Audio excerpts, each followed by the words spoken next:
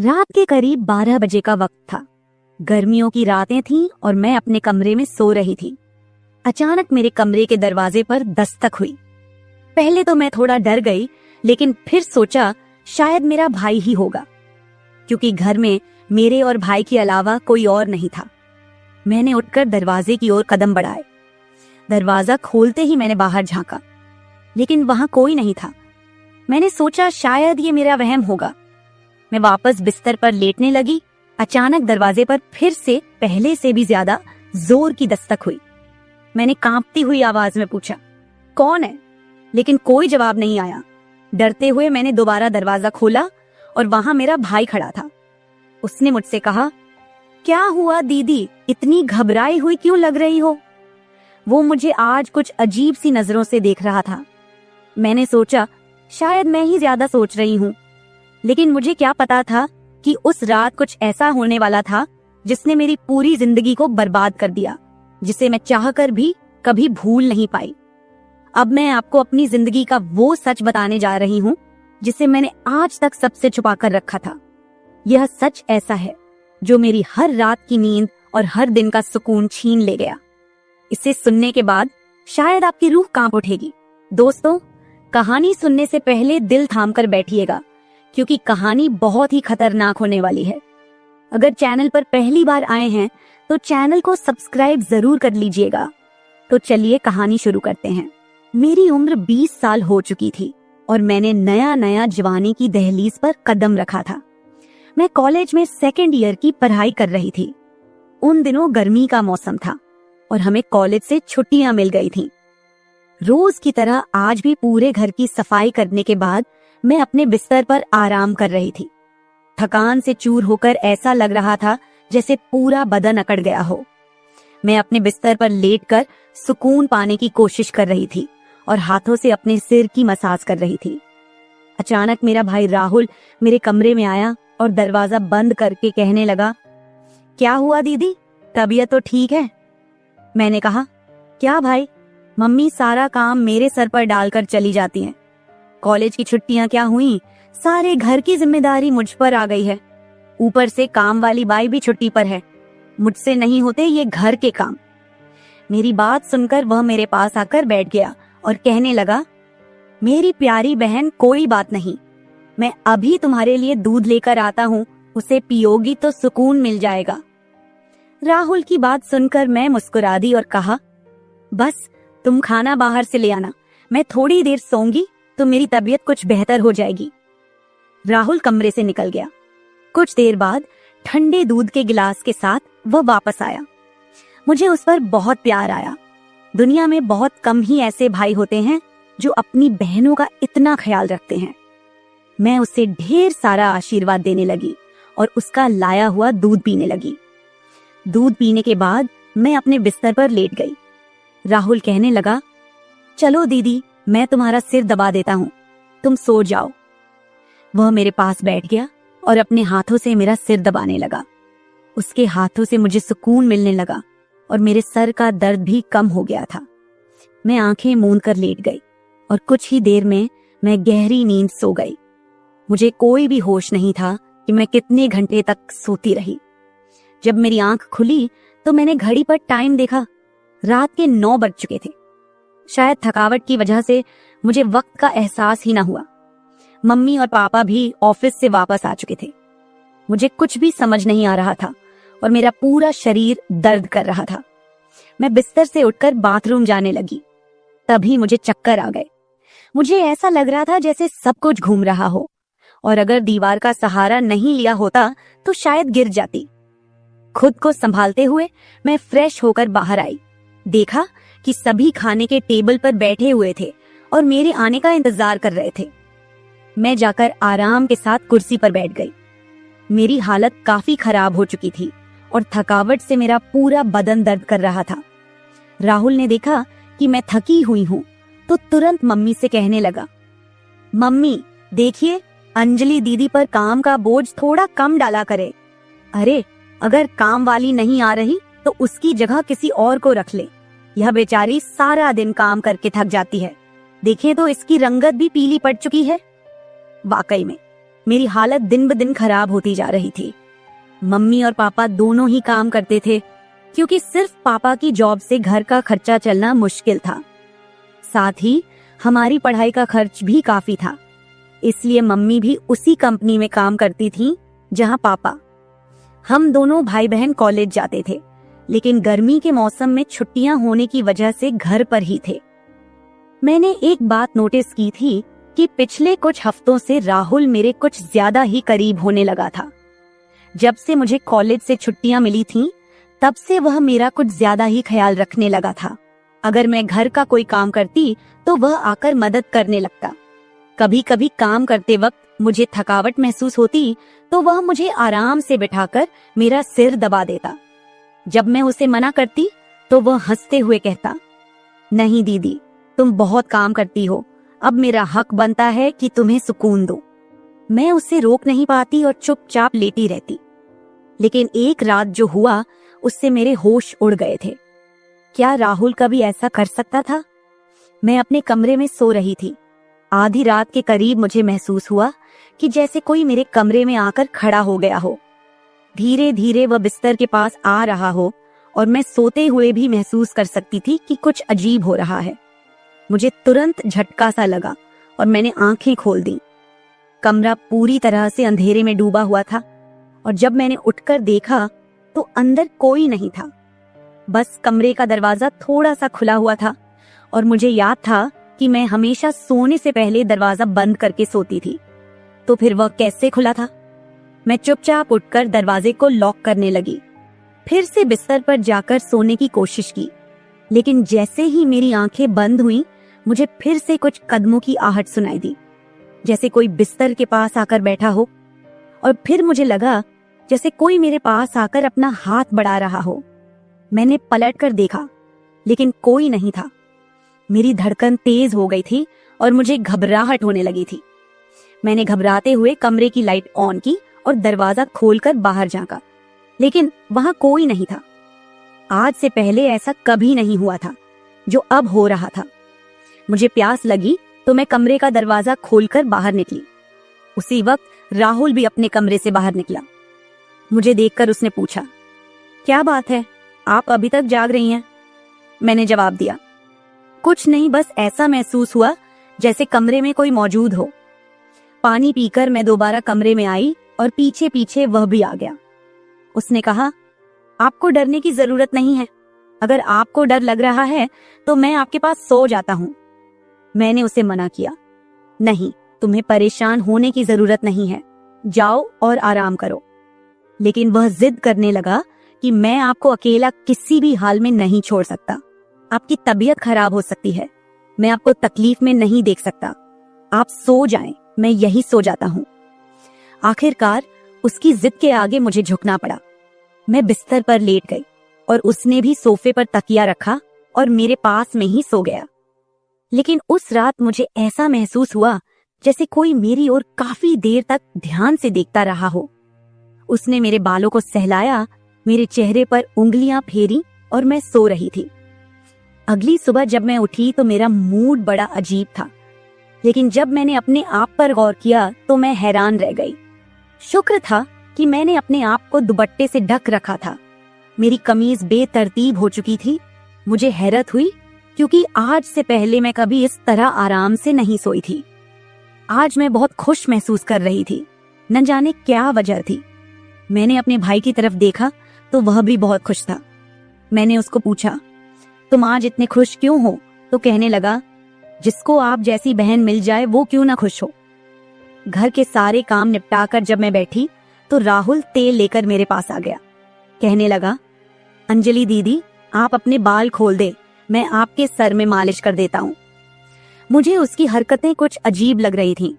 मैंने कहा, ये तुम्हारा काम नहीं है, जाओ अपनी पढ़ाई करो, मुझे मालिश की जरूरत नहीं है। मगर उसने मेरी बात नहीं मानी और खुद ही मेरे बालों से कैचर उतार कर कहने लगा, आप नखरे मत किया करो, किस्मत वालों को ही ऐसे भाई मिलते हैं। जब आपका भाई आपके खूबसूरत रेशमी बालों में मसाज करना चाहता है तो आपको क्या समस्या हो सकती है? आ जाइए, मैं आपके सर की मसाज कर देता हूँ, आपको बहुत सुकून मिलेगा। वह मुझे उठाकर कमरे में ले गया। मैं बेड पर तकिया रखकर लेट गई। मेरे बाल बेड से नीचे लटक रहे थे। वह मेरे सरहाने बैठकर मेरे बालों की मसाज करने लगा। राहुल मुझसे 3 साल छोटा था, मगर मुझे नाम से बुलाता था।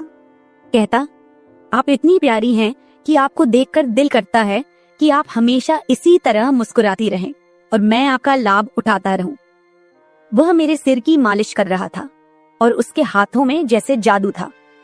मुझे इतना मजा आया कि मैं नींद की वादियों में खोने लगी। तेल की खुशबू भी बहुत जबरदस्त थी। तेल की हल्की हल्की महक कमरे में फैल चुकी थी। मैंने उत्सुकतावश उससे पूछा, ये तेल कौन सा है?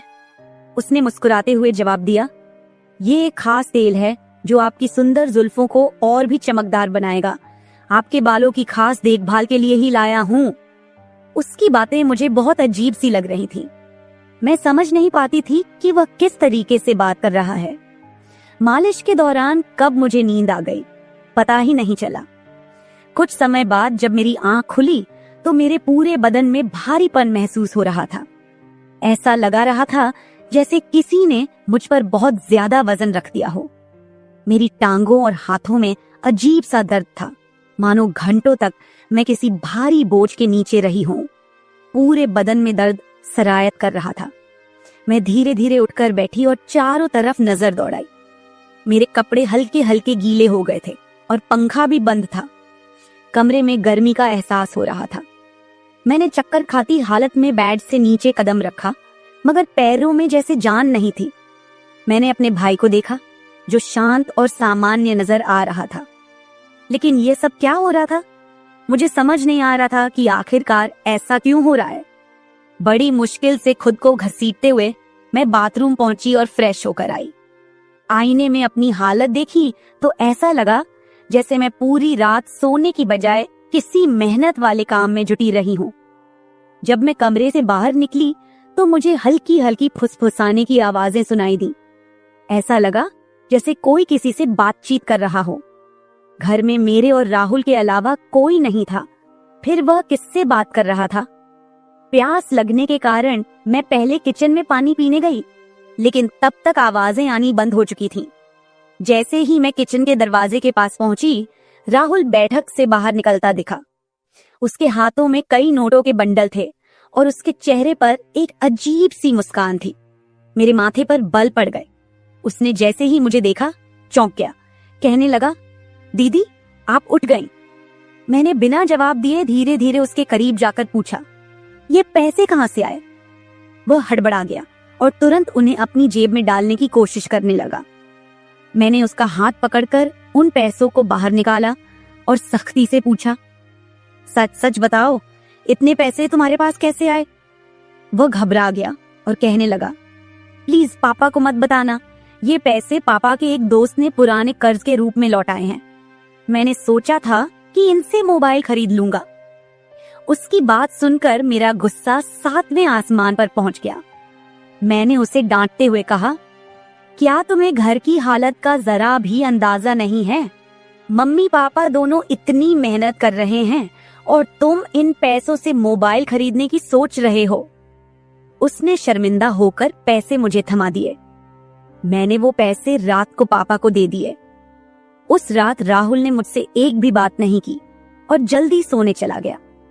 मैं अगले दिन किचन में काम कर रही थी जब राहुल अपने दोस्तों के साथ घर में दाखिल हुआ। मैं जितनी हैरान होती उतना ही कम था, क्योंकि वह अपने दोस्तों को सीधा लाउंज में ही ले आया था। उस वक्त मैं दुपट्टा उतारकर बर्तन साफ कर रही थी। जब वह सब हंसते हुए अंदर आए, मैंने तुरंत दुपट्टा ऊपर लिया और फिर राहुल को समझाने लगी कि यह क्या तरीका है?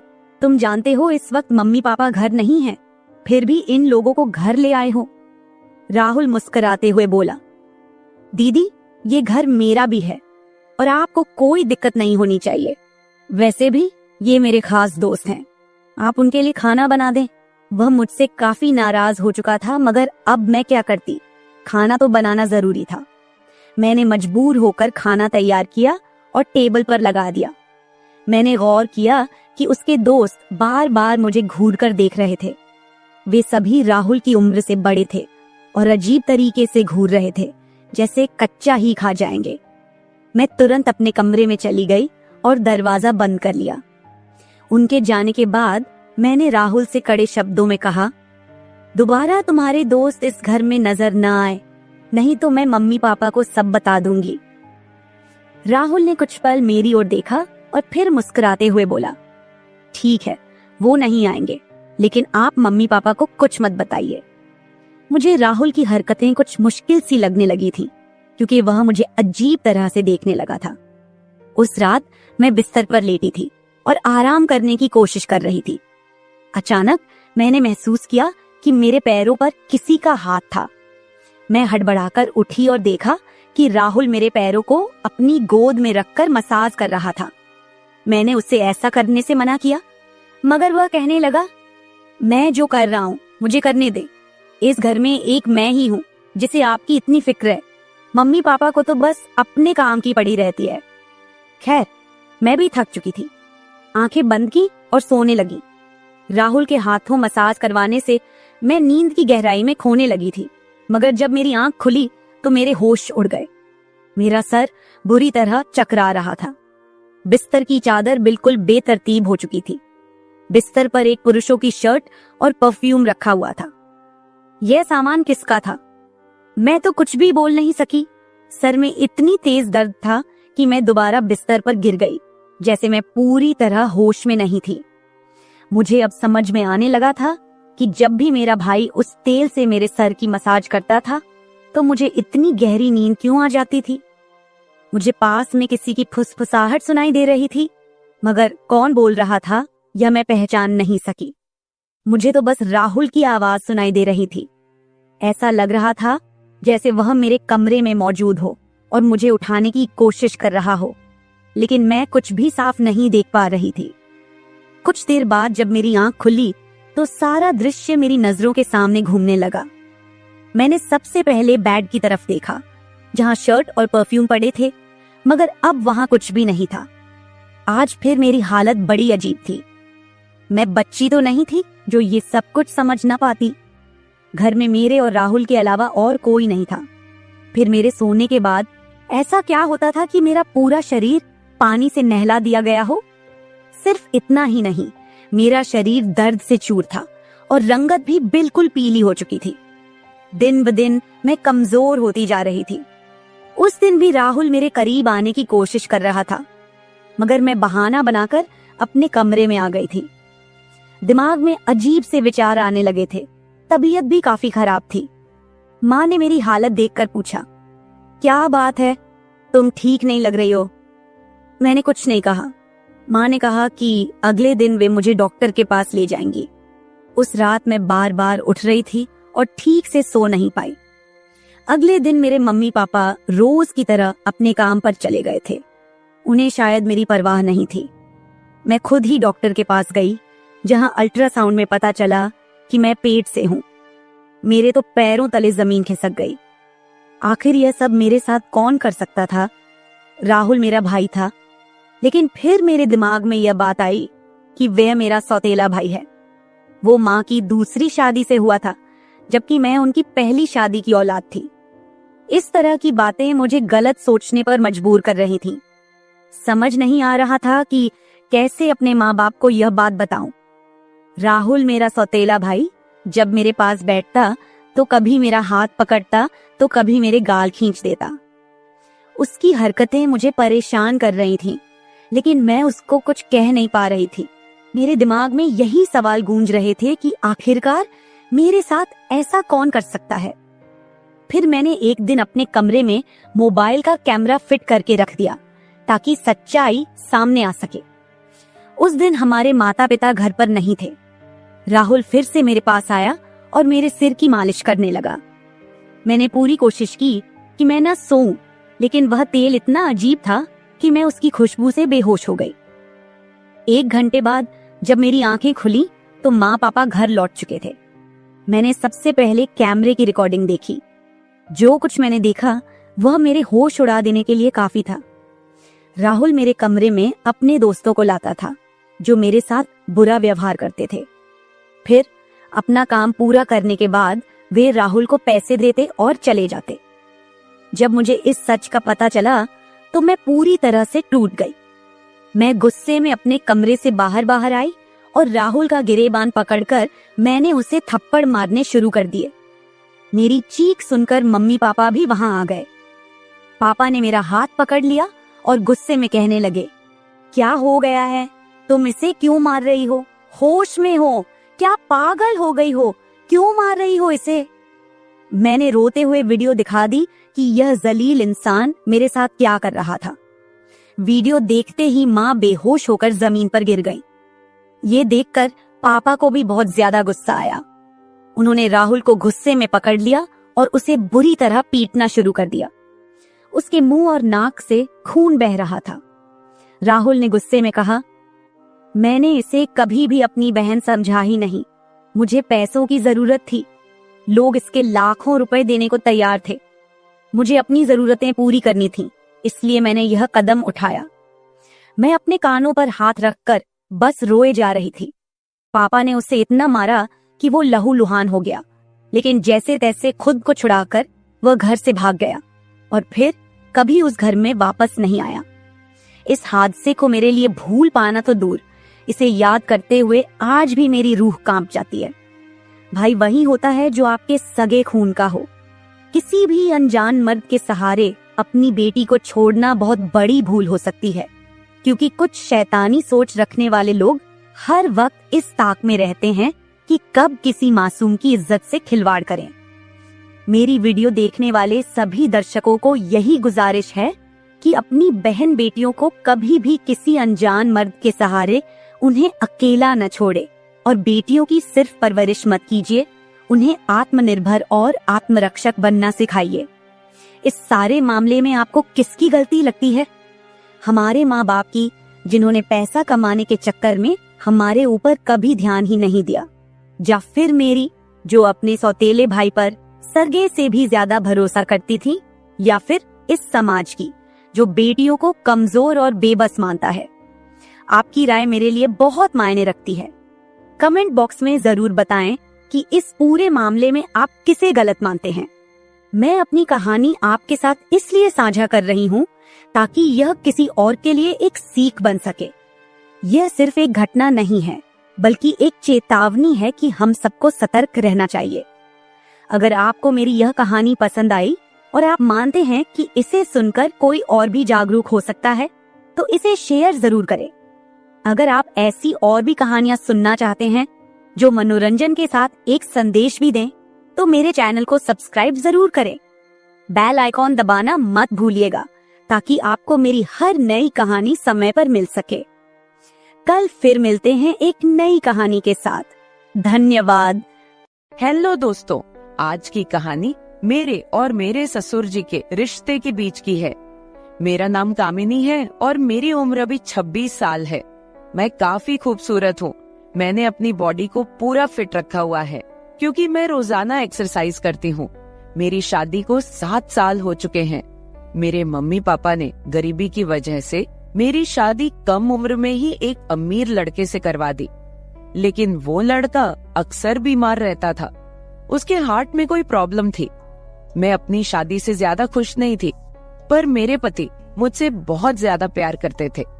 अब मेरी शादी को 2 साल हो चुके थे, लेकिन अभी तक कोई भी बच्चा नहीं हुआ था। हमारे घर में मैं, मेरे पति और ससुर जी थे। हम तीनों ही बहुत प्यार से रहते थे। मेरे ससुर जी की उम्र 45 से 50 साल की होगी, लेकिन वो काफी जवान दिखते हैं क्योंकि उन्होंने अपने शरीर को पूरा फिट रखा हुआ है। फिर एक दिन मेरे पति की तबीयत ज्यादा खराब हो गई और उनकी मृत्यु हो गई। मेरे सामने मानो दुखों का पहाड़ टूट पड़ा हो। अब मैं एक विधवा हो चुकी थी। धीरे धीरे मेरे पति को गुजरे काफी समय हो गया था। अब मेरे ससुर जी और मैं दोनों ही घर में रहते थे। मैं बहुत ही उदास रहने लगी थी, लेकिन मेरे ससुर जी मुझे बहुत समझाते थे कि कामनी, अब जो होना था वो हो गया है, इतनी टेंशन मत लो, तुम भी बीमार हो जाओगी। मैं तो कहता हूँ कि तुम दोबारा से शादी कर लो, अभी तुम्हारी उम्र ही क्या है। पर साथ ही साथ वो मुझे अजीब सी नजरों से देखते थे। फिर मैं अपना घर चलाने के लिए जॉब करने लगी क्योंकि मेरे घर में अब कमाने वाला कोई नहीं बचा था। मैं दिन भर ऑफिस में रहती और शाम के 7 बजे तक घर आती। ससुर जी का बिजनेस ठीक ठाक चलता था, पैसों की कुछ खास चिंता नहीं थी। फिर भी मैं सोचती हूँ कि खाली घर पर बैठकर क्या करूंगी, इसलिए जॉब करती हूँ और थोड़ा दिल भी बहल जाता है और टाइम पास भी हो जाता है। अब मेरे पति को गए हुए बहुत दिन हो चुके थे, इसलिए मैं उनकी मृत्यु के सदमे से थोड़ा थोड़ा बाहर निकल रही थी। ऑफिस की सहेलियों ने मुझे बहुत समझाया कि तुम शादी कर लो। मेरी एक बहुत अच्छी सहेली है, हम दोनों साथ साथ ऑफिस जाती हैं। एक दिन ऑफिस से निकलते वक्त मेरी सहेली ने मुझे घर पर बुलाया, क्योंकि मेरे ऑफिस और घर के बीच ही मेरी सहेली का घर है। तो मैं उसके घर चली गई। हमने चाय पी और फिर इधर उधर की थोड़ी बातें की। मेरी सहेली ने कहा कि क्या तुझे पता है ऑफिस में क्या चल रहा है?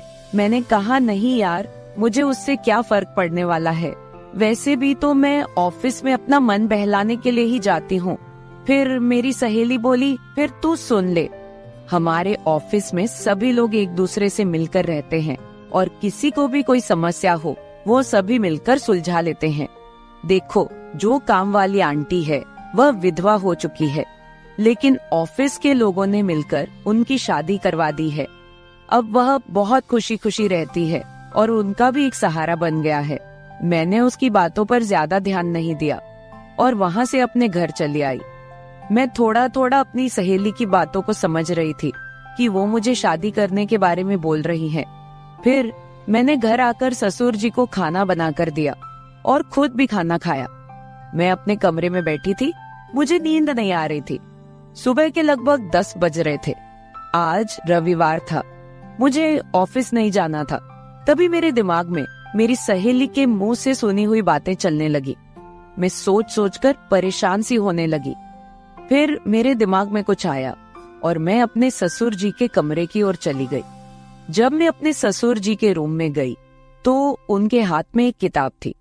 मुझे देखकर उन्होंने किताब को तकिए के नीचे रख दिया। मैंने देख लिए था कि ससुर जी कौन सी किताब देख रहे हैं। मैंने कहा, ससुर जी आप क्या पढ़ रहे हो? वह बोले, कुछ नहीं बहू, किताब देख रहा था बस। बताओ क्या बात है? मैं बोली, कुछ नहीं ससुर जी, मुझे आपसे कुछ जरूरी बात करनी है। उन्होंने कहा, हाँ बहू कहो, क्या बात करनी है? मैंने कहा, ससुर जी बात थोड़ी अजीब है, मैं सोच रही थी कि आपसे कहूँ कि नहीं। उन्होंने कहा, अरे पहले तुम बोलो तो सही, क्या बात है? ऐसा कभी हुआ है कि तुमने कभी मेरे से कुछ मांगा हो और मैंने तुम्हें लाके ना दिया हो? तुम मेरा इतना ख्याल रखती हो, जो भी बात है खुलकर बोलो। फिर मैंने हिम्मत करके ससुर जी को बोला कि अब मेरे पति की मृत्यु को 2 साल होने को आए हैं। उनकी मृत्यु के बाद से मैं बड़ी मुश्किल से सदमे से बाहर आई हूँ। अभी मैं घर से बाहर जाती हूँ तो मुझे बड़ी दिक्कत होती है। आपको तो पता ही है कि विधवा औरत की तरफ लोग कैसी नजरों से देखते हैं और उसके बारे में लोग कैसी सोच रखते हैं। आपने मुझे बहुत बार बोला है कि तुम शादी कर लो। मैं चाहती हूँ कि आप मेरे लिए एक पति की खोज करो, क्योंकि अकेले मेरी जिंदगी मुझसे नहीं निकाली जा रही। मैं भी चाहती हूँ कि मेरा भी कोई जीवन साथी हो जो मेरे सुख दुख की बात करे और मुझे बहुत ज्यादा प्यार करे। आपको पता है, एक औरत की कई जरूरतें होती हैं जो सिर्फ पति ही पूरी कर सकता है। बाकी आपको पता ही है कि मेरे माँ बाप तो इतने गरीब हैं कि उन्होंने पता नहीं एक बार मेरी शादी कैसे कर्ज उठाकर की है। मैं अब उनको कोई तकलीफ नहीं देना चाहती। अब मेरे लिए तो आप ही सब कुछ हो। मैं बड़ी हिम्मत करके आपसे ये बात कह रही हूँ। मुझे विश्वास है कि आप मेरे लिए कुछ अच्छा ही करोगे। उसके बाद ससुर जी ने मुझे अपने पास बैठा लिया और मेरे साथ कुछ बातें करने लगे और मेरे सुख दुख को बांटने लगे।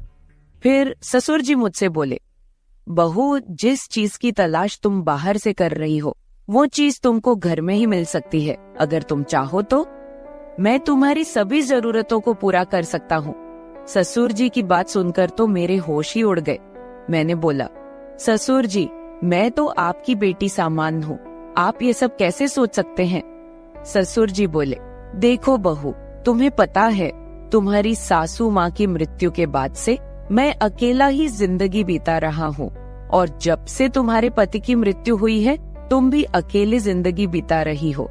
अगर तुम्हारा इरादा हो तो हम दोनों का अकेलापन दूर हो जाएगा और हम दोनों एक दूसरे के सहारे जिंदगी बिता लेंगे और बाहर किसी को कुछ भी पता नहीं चलेगा।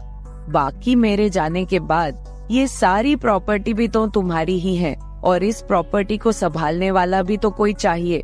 बाकी लोगों की टेंशन मत लो, वो तो जब तुम विधवा की जिंदगी जी रही हो तब भी बातें करते थे और अब भी बातें करेंगे।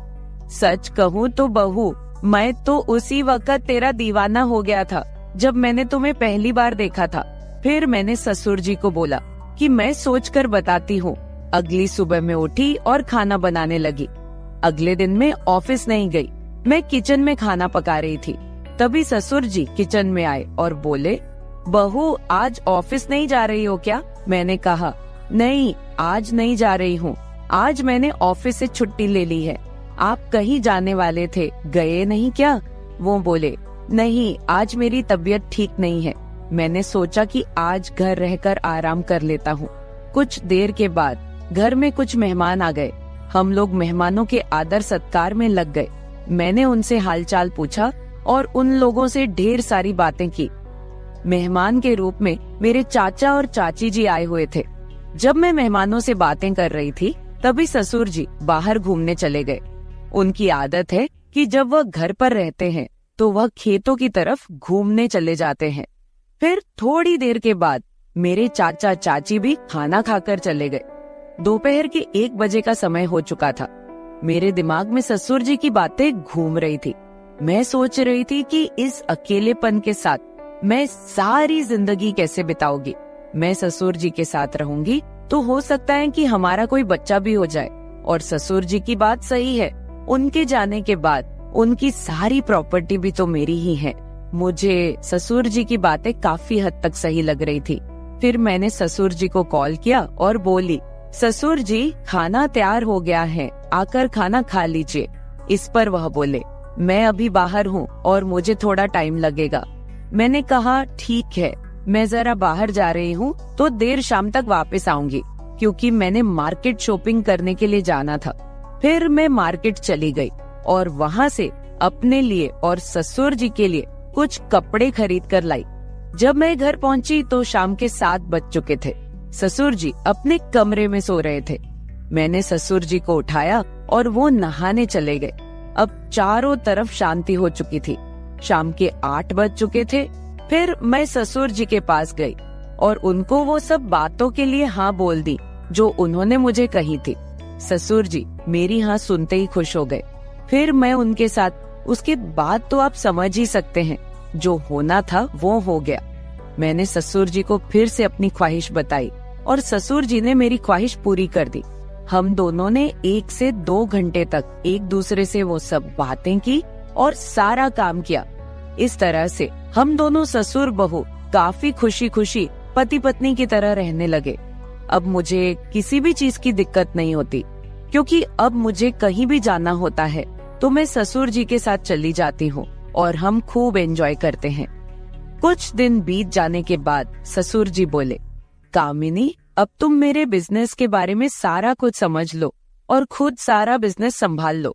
फिर मैंने जॉब छोड़कर ससुर जी का सारा बिजनेस खुद संभाल लिया। अब हम दोनों पति पत्नी के जैसे रहने लगे हैं। मैं ससुर जी की हर बात का ख्याल रखती हूँ और वो भी मेरी हर बात का ख्याल रखते हैं। कुछ देर के बाद हमारे घर बच्चा भी हो गया और हमारी जिंदगी काफी अच्छे से चल रही है, क्योंकि ससुर जी ने मेरी हर कमी को पूरा कर दिया है। हमें दुनिया की कोई परवाह नहीं है, कोई कुछ भी बोले, हम लोग अपने घर खुश हैं। तो मेरे प्यारे दोस्तों, अगर आप लोगों को मेरी ये कहानी पसंद आई हो तो चैनल को सब्सक्राइब जरूर कर ले और बेल नोटिफिकेशन ऑन कर ले। एक प्यारा सा कमेंट करके बताएं कि आपको मेरी स्टोरी कैसी लगी। कल मिलेंगे एक और वीडियो के साथ। धन्यवाद।